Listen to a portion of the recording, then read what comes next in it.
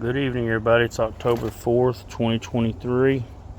And last night at our local Brookshires, I found these cool little pots. They look like coffee mugs, and this says coffee break. They have various styles. But the thing is, they have coffee seedling plants in them. And so I'm just had one or two, but I found some. I bought another one for a friend of mine. This one has 8 seedlings in it. So we're going to attempt to separate them out, put them in these pots, and try to grow these things. Hopefully we don't lose any, but here we go. Okay, so the first thing is I've took them out of the pot, and I'm going to, instead of trying to pull them apart, I'm going to rinse them off first, rinse all this dirt off, and expose the roots so I can try to carefully separate these coffee plants. Okay, so I pretty much got most of the soil out of it. Now it's just I'm going to go over here to the other table and carefully tease these roots apart. Alright, so I would have liked to just kept the camera on and showed you everything, but between my battery getting bad and me having to hold this phone, it's kind of hard to do it. But I've got them separated. Nice set of roots on each one. Okay, you see that. 8 little plants. Some of these smaller ones, the roots aren't quite as big, but neither is the plant. So, and really, I probably should go with a smaller planter, but this is what I have right now. When I'm up planting something, I try not to put it in too much bigger of a pot than it was in. So we're coming from this to that. And I really should have only went with a pot about half this size, but like I said, that's what I have right now. So I'm going to start potting them up. And by the way, all I'm doing is I have some pots of soil that I'm just going to recycle. And I do that quite a bit. I have actually a bin over here with some old soil and stuff in it. And that's what we're going to be using. Alright, I got the pots full, and I'm actually going to put a little bit of, I don't know if it really helps it or not, but we're going to put a little bit of rooting hormone on each one of these to try to kick it off. And when we're done, we'll top it off with a little bit of this Osmocote and water them in real good. And another thing is, when you're planting stuff like this, you usually don't want to go much deeper than it was before. So I'm just going to go right above these roots a little bit. I'm not burying them deep on this type of plant. We're just going to go like this in here, right below that little crook, and we're just going to barely get them, try to get them right back about where they were.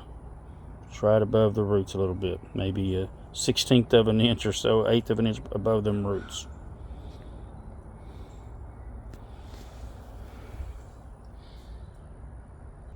Another thing is, whenever you're putting this rooting hormone on here, you don't want it real heavy. So this ain't hurting them none at all. I tap off anything that'll fall off and just leave a fine coating on there. I'm not even putting it on all the roots. I'm just kind of getting these bottom half here on most of them, and then popping it off. When you get them plants in that dirt, you want to really press down, pack them in. You don't want any air pockets up around them roots. You want to make sure that you get them in there pretty solid. And don't depend on the water to do the settling for you, because it won't always do it. Another thing you can do when you're transplanting stuff like this, I don't always do it, but if I have some extra long roots, I may even just pinch, the bottom end off. It's kind of like pruning the top. It'll cause them to fork out and spread, make more roots from that point. Just like you would prune a bush or something on top, you can do a little root pruning whenever you're transplanting, and it shouldn't hurt them really. So I just took that off of here, and there's still plenty of root there. and get that in that rooting hormone.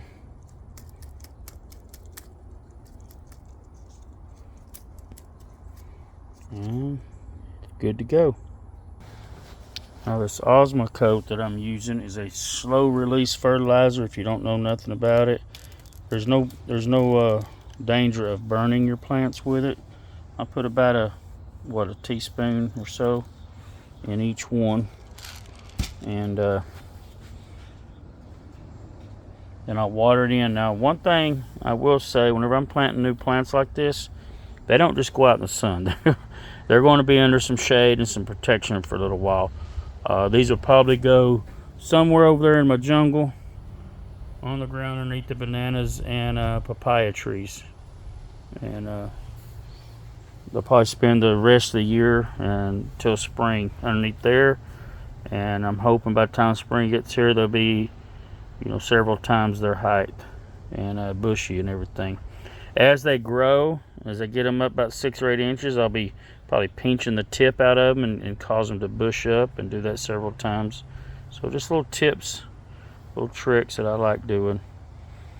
Another thing is, I'll take these over to my sink over there in a minute, and I'll fill the sink up with water. I won't necessarily, I'll put a little bit of water up top here, but I'll just set them in there, and they'll sit there tonight, and they'll absorb water from the bottom up, and make sure that dirt is saturated pretty good before I set them over there. And I won't water them again until they're pretty dry. You don't want to get them too wet and give a chance for fungus and mold or whatever to come in and take over these newly transplanted little plants here. So there you go. I'm filling it up. The pots might float a little bit at first, but I'll bring the water on up to just below the lip here, and tomorrow there won't be that much water in this sink. It'll absorb all up in there.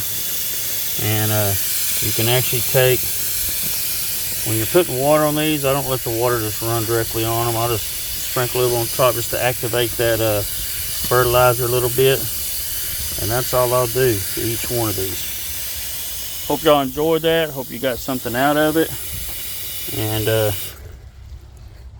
keep on making plants. Hope y'all have a wonderful day today.